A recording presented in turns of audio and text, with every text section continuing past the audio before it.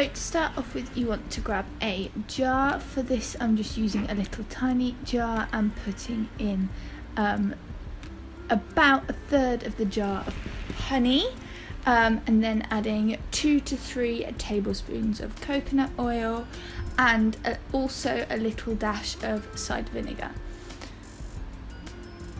Then you want to put the lid on your jar and mix this up as best as you possibly can, or shake it in this case, before taking the lid off, because you don't want any metal on it, before popping it in the microwave to fully melt for a few seconds like so.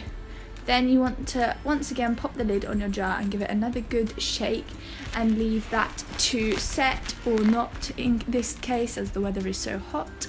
The next one is a solid perfume, for which you want to grate or use beeswax chips if you don't have.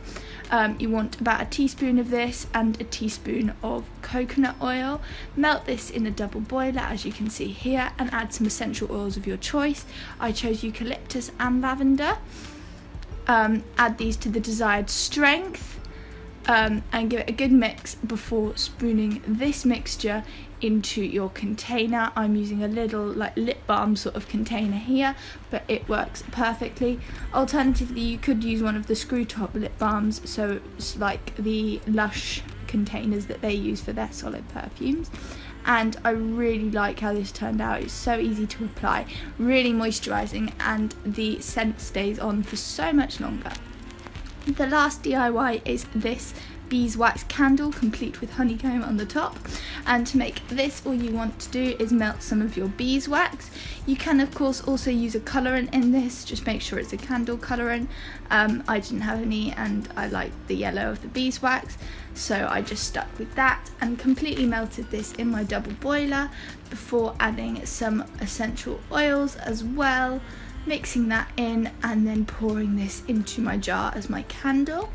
I waited a few minutes before I added my wick, just so that it would sort of stick to the tacky wax at the bottom that was cooling, and used a knife to prop this up. I then waited a few more minutes just so it started to cool a bit longer before I threaded a piece of my honeycomb through the wick so it stayed balanced in the middle as well. And there we are.